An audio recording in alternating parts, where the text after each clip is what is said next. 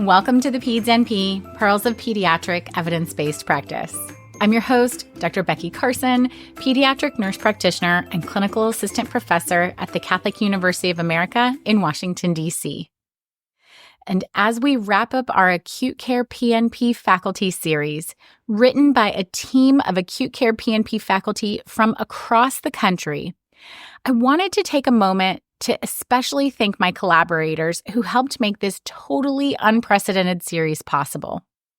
My brilliant friends are national leaders in PNP acute care education, and they felt as strongly as I did that you should have access to their practical pearls of wisdom that were cultivated from years, sometimes decades, of experience.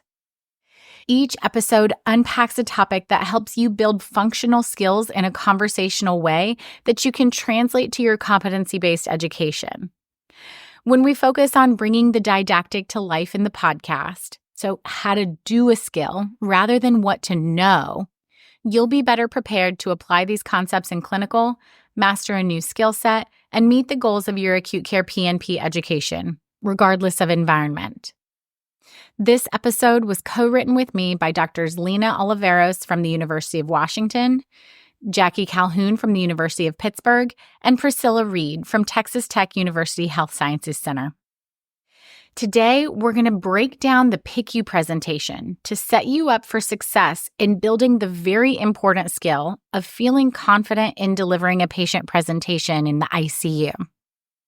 We'll discuss effective pre-rounding, how to present the patient, and finish with a step-by-step example and some pearls of experience. Let's get started. Getting ready for a patient presentation in the PICU can feel like an overwhelming process. I remember as a student, I would spend hours the night before poring over the chart, picking apart every note to try to digest a week of labs, only to come to the unit the next morning already tired and still clueless about how to describe such a complex patient in a few short minutes. It's like saying, give the history of the world, but be brief. It can be intimidating when all eyes are on you to discuss your patient. And I'm here to tell you, it's normal to feel that way. Remind yourself that this is a learning process. It's okay to be a novice. After all, there was a time that you were a brand new nurse, too. There are some general recommendations when presenting a patient that can really help you deliver the most important information succinctly and effectively.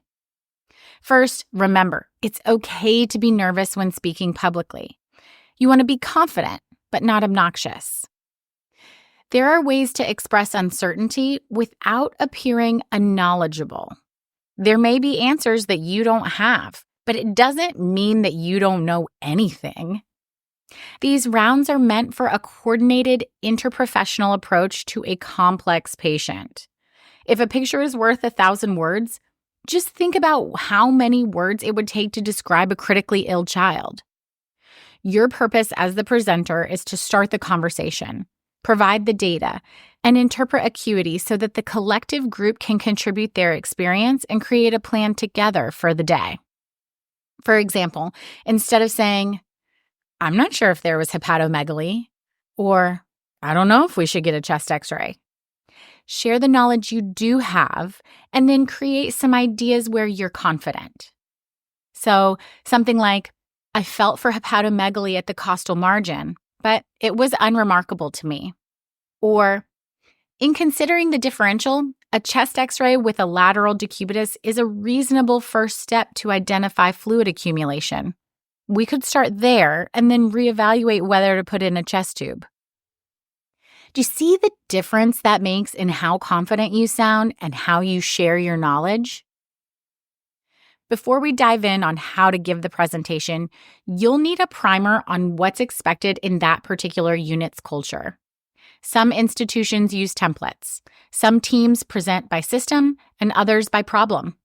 Ideally, you can connect with your preceptor before you're expected to give your first presentation so that you know how the unit expects to hear the presentation. It's important to understand that PICU patients are complex, but time is limited. So you need to synthesize a large amount of information and translate your understanding into a succinct report for rounds. Let's start with how to effectively pre-round. In broad strokes, you want to have a good understanding of the patient's problems and what brought them to the ICU. Maybe you start with a blank piece of paper to organize the patient's problem by system. Or maybe you create a personal head-to-toe template. Whatever you choose, get a system in place and be thorough. That's one benefit of discussing problem-based diagnoses, which you can list head-to-toe by system. Not only will problem-based diagnoses and management plans help you synthesize and communicate, but they can also be helpful legally and for billing because you're clear on what problem is being treated. For those who balk at problem-based presentations in preference to systems-based presentations, I recommend you just name the system and then the problem so that we're clear on the diagnosis and there's room for reevaluation after initial management. I need to pause for a quick soapbox. Avoid adding Ys at the end of each system. The repetition. Neuro-wise, respiratory-wise, cardiovascular-wise. It's both monotonous and distracting to members of the team. Just say neuro, respiratory, cardiovascular. All right, I'm off my soapbox. Let's get back to pre-rounding. First, you're going to attend sign out and report with members of the team. You're going to spend some time reading notes. Usually the admission H&P and the most recent progress notes can give you a good sense of what the active problems are. You can then expand your knowledge by reading any consult notes. Including those consultant recommendations is going to be later when you make the plan, so don't forget their notes. You should also review all medications, arrange the medications in the problem list, and be sure to understand why they're on that medication. Once you have a good outline of who the patient is, then we're ready to review today's data. Vital signs, labs, intake and output, additional scoring like sedation or weaning scores, and technology data such as ventilator readings or circuit flow rates. When you look at the data, try to step back and look at it broader to evaluate trends. So say the patient's heart rates range from 100 to 120. Is this higher, lower, or similar to the day prior? Do you think the changes in trends correlate to any interventions or budding problems? So think sepsis, hydration status, pain. The same goes for lab values. How did today's labs compare to prior values or trends? Some attending providers have preferences for the presentation of data. Some might want to hear actual numbers or ranges. Others just want the pertinent abnormals. And this is where your preceptor can help guide you. Another important element of pre-rounding is to gather information from the patient and/or caregiver. I like to ask what their observations and concerns are, and whether they feel like the patient is similar, worse, or better compared to the day prior. These conversations can really highlight aspects of the patient's well-being that the objective information in the chart just might miss. Also, don't work in a silo. We're a team. A conversation with the bedside nurse is essential to fill you in on characteristics that might not be in the EMR, such as whether the patient is stooling easily, the urine color, any new rashes or skin lesions, pain control, anxiety, work of breathing, etc. The nurse is literally within an arm's reach of the patient for 12 hours a day, so it's essential to get their input. The last thing you'd ideally complete while pre-rounding is a complete physical exam.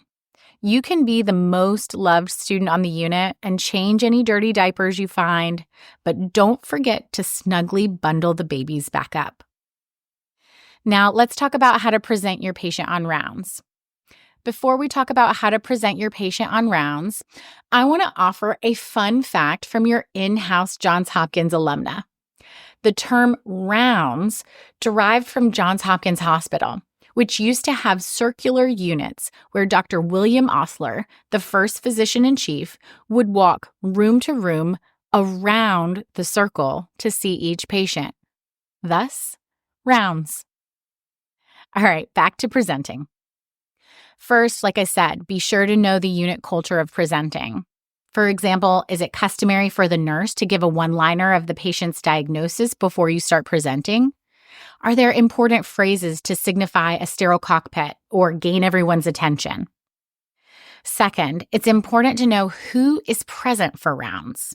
This includes other service lines and the patient's family. Many hospitals have family-centered rounds, so if the parents are present, let them know that you're giving an organized report of their child, and the team will decide the next steps of the care plan. You'll make sure that they're clear on the plans and offer an opportunity to ask any questions at the end of the presentation. Making sure they know this in advance will help prevent any interruptions while you're actually presenting. And third, speak clearly and confidently. You don't have to memorize your presentation. It's perfectly acceptable to have your notes or use the electronic medical record during your presentation. And having these notes and prompts might actually help you limit the unnecessary use of like or that can be very distracting to listeners. What's more important is the clarity and flow of your presentation. Your note will guide you and keep you organized as you present. Even if you're using notes, be sure to incorporate some tone. A monotonous robot report on rounds is equally as distracting. Now it's time to list the components of the presentation. First, I'll list them in a recommended structure. Then we'll go through an example of a patient presentation, line by line. First, a one-line history in brief, plus 24-hour summary of overnight events and responses. Then, objective findings, so vital signs, medications, intake and output, pertinent physical exam findings. Next, a detailed description of the problem list. For each problem, include an assessment of progress toward the goal, explore the differential if needed, state pertinent lab data, and then review the relevant plan. Next, a review of orders placed. Then, review any lines and tubes and their medical necessity. And last, invite any comments from the team or family. Okay, let's get started with presenting. I'll name the component of the presentation again, and then I'll follow it with an example. In the example, I'm going to be brief. This is the Peds NP microlearning podcast after all, but you'll want to be more detailed. All right, here we go. Let's start with an introduction, the patient's name, age, and problems and diagnoses. It might sound something like this.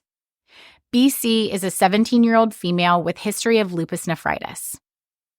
Next, explain why the patient is admitted. You'll expand like this. BC is a 17-year-old female with a history of lupus nephritis who presented to the emergency department yesterday with fever and respiratory distress. Wrap up that introduction with a brief summary of the patient's history and background. Let's put it all together. Here we go. BC is a 17-year-old female with a history of lupus nephritis who presented to the emergency department yesterday with fever and respiratory distress. She has a history of chronic kidney disease, hypertension, and lupus nephritis, for which she receives chronic immunosuppression. And then you're going to summarize recent significant events to provide context to your audience. It might sound like this. She was intubated in the ED due to worsening distress, not responsive to initial treatments. She was admitted to the PICU overnight. Blood cultures were obtained and broad-spectrum IV antibiotics were started for suspected pneumonia seen on chest X-ray. As you can see, this one-liner and history in brief provide context to the team in a few short sentences.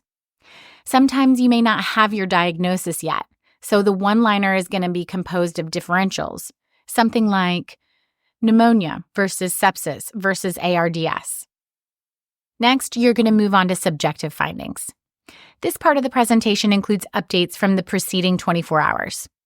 It's things like new orders, changes in the plan of care, input from consultants, patient complaints, patient events, and PRN medications received. It might sound something like this.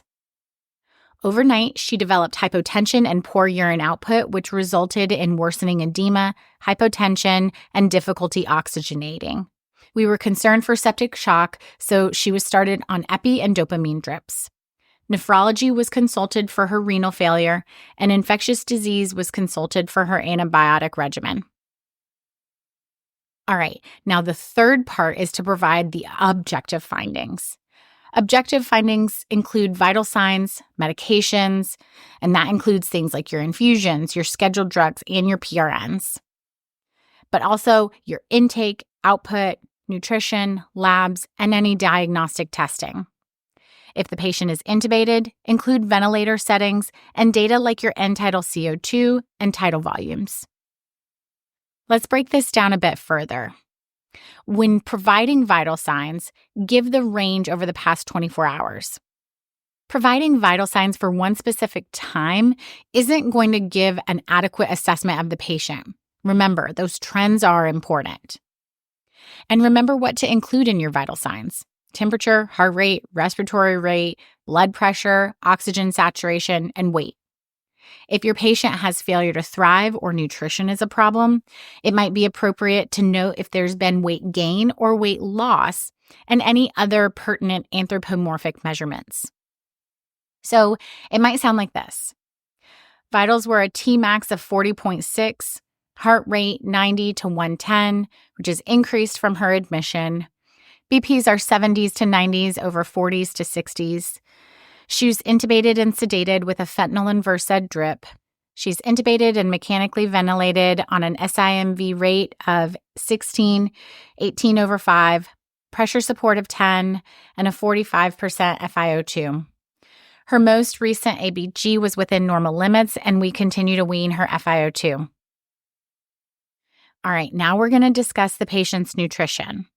What's the patient's primary source of nutrition or hydration? If the patient is receiving IV fluids, include the percent of maintenance. And for a PO diet, include mLs per kilo per hour for children less than 10 kilos or mLs per metered square per day for those who are greater than 10 kilograms. It's important to include kilocalories per kilogram per day for children who are receiving formula. And in our simple example, it might sound like this. She's NPO on half maintenance IV fluid of D5.5 normal saline at 50 mLs per hour. Following nutrition, provide intake and output data for the past 24 hours. State the net balance, either positive or negative. And tell the urine output in mLs per kilo per hour. The same is true if the patient had any other sources of output, such as a chest tube. And note how many stools the patient had. It might sound something like this. For INO, she's oliguric with approximately 20 mLs per hour. Fluid balance is positive 2 liters since admission, and she has not stooled. Next, present labs and diagnostic imaging results. Generally, report the results from the last 24 hours and any other significant results from the hospitalization, such as positive cultures or diagnostic imaging results. If there are no new labs or imaging to report, it's okay to say that there's no new labs or imaging to report, but you might be requested to open an older image or review an older lab. It might sound something like this. Her chest x-ray on admission showed significant right middle lobe and right lower lobe consolidation and small pleural effusions. The RV-PCR was positive for flu A. Blood cultures grew gram-positive cocci at 4 hours, so she's being treated with ceftazidime and vancomycin. For your physical exam, you'll only present the pertinent findings to inform your management. It might sound like this. On exam, she's sedated with a GCS of 12 on a fentanyl and Versed drip, and most recent SBS score of -2. HEENT, she has mild periorbital edema. Respiratory, she has no spontaneous breaths over the ventilator. Lung sounds show crackles throughout with coarse lung sounds in the right middle lobe and right lower lobe.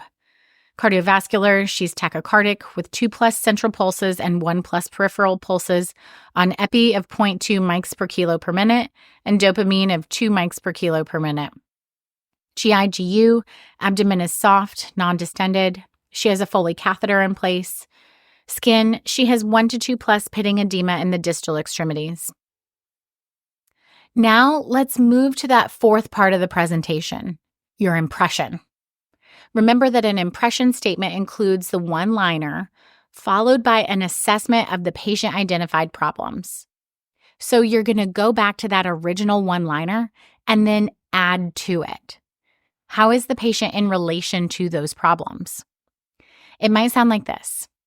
My impression is that BC is a 17-year-old female with a history of lupus nephritis and chronic kidney disease, presenting with respiratory failure requiring intubation and mechanical ventilation, secondary to community-acquired pneumonia and subsequent septic shock, currently stable on vasopressors.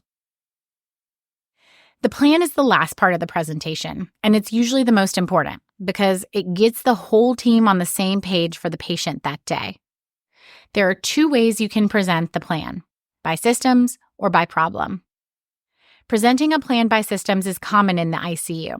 From head to toe, you name a system, then describe all the parts of the patient's plan that relate to that system, and then you move on to the next system, the plan that relates to it, head to toe until you go through all the systems. The other way to present your plan is by problem. If you present this way, you need to have a really clear list of your patient's problems. You should consider writing down your problem list and their related plans prior to actually presenting it on rounds. Start with the biggest problem first, and then you would move to the next problem and its plan. Whichever way you choose to present your plan, make sure that you're clear and comprehensive.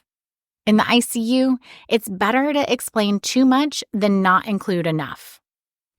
It might sound like this. My plan by systems is to neuro, stay on current sedation with a goal SBS of -1 to -2, respiratory, maintain current ventilator settings, increase chest PT, and continue to wean her oxygen as tolerated. Let's get another chest x-ray in the morning and gases every 4 hours unless she's not tolerating her current settings. If her pleural effusions worsen, we might consider unilateral versus bilateral thoracostomy tubes. Cardiovascular, continue to wean her epi and dopamine drips as tolerated to maintain a goal MAP of 70. For FENGI, if she continues to have stable blood pressures, we can insert an ND tube and start enteral feeds. We should start GI prophylaxis with omeprazole 20 milligrams IV daily. Renal, we appreciate nephrology's input on her care and will maintain her current immunosuppression, add 20 milligrams of IV furosemide, and continue to watch I's and O's and Q8-hour BMPs for signs of worsening kidney failure that might warrant initiation of CVVHD.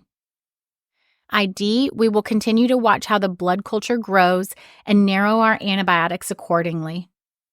Here's the list of orders we have for this morning. For lines and tubes, she has a Foley catheter, triple lumen femline, and right radial A line, all of which should remain in place. Since it's so important to use closed-loop communication, effective team dynamics, and diagnostic timeouts to ensure safe and thorough consideration of the patient's condition, differential, and management plan, it's valuable to take a moment to ask if there are any concerns from team members and then ask the family whether they'd like to add anything too. Core concepts of family-centered care include dignity and respect, information sharing, participation, and collaboration. By allowing the family to be a part of the discussion, we keep the child at the center of the conversation and gain new partners on the path toward healing. It might sound like this. Mom, Dad, thank you for being here. I plan to come back and have a longer conversation with you after we finish our patient list. But do you have any questions or concerns that we can address as a team right now? As we come to an end of this episode, there are a few takeaways I want you to remember. First, know what's expected of presentations at your institution before you even pre-round. This means talking to your preceptor about unit culture and expectations. Second, practice, practice, practice, practice, practice, practice, practice, practice, practice, practice, practice, practice, practice, and be open to critique. Remember, feedback is a gift, and it will help you improve your skills and move toward becoming an expert clinician. Imposter syndrome is real, but you are no imposter. Feedback doesn't mean that you're not super smart. You're a team member and you're learning this new skill. Third, consider who's going to be present and how your words matter. Could the parents be upset by hearing certain phrasing? Be careful about words that hold an inherently negative connotation or come off as judgmental, like non-adherence or non-compliant. Consider whether your commentary on the social situation is biased. When the social situation needs to be discussed, make sure to filter it through a lens of health equity. Was the child impacted by their social determinants of health? Did it lead to health disparities and this subsequent hospital stay? Does the child have ACEs in their social history, and how are you talking about them? Has the child experienced differential treatment or an error during their hospital stay? How reasonable is your plan for the bandwidth of the family once they're discharged home? Rounds can sound sterile, but there's no reason that you can't also demonstrate empathy. Fourth is be structured in your presentation. Behavioral psychologists suggest that it takes about 10 weeks of daily practice of a new behavior for it to become habit. That means that with a complex skill like presenting ICU patients, you'll need lots of practice, even after the rotation is done. The good news is, we present patients every day in the ICU, so there's plenty of opportunity to practice. I hope that you'll like, comment, and subscribe to the Peds NP, where we discuss the practical application of evidence-based practice in a conversational way that helps you synthesize and transform the best practices from the literature into your clinical bedside skills. Thank you so much to the Acute Care PNP faculty who supported the creation and review of this series, especially my co-authors on this episode, Jackie Calhoun, Lena Oliveros, and Priscilla Reed. You can read about our novel and scholarly approach to peer review our faculty lineup, and learn more about the series, competency mapping, references, and show notes at thepedsnp.com. Share it with a colleague, pass it along to your classmates, and text it to a friend. There's no financial support or conflict of interest in this episode of the Peds NP. Follow me on Instagram at the Peds NP podcast. Email me at thepedsnp@gmail.com. And remember, this isn't just a podcast. A good presentation is a gift to the whole ICU team. I'm Becky Carson. Take care.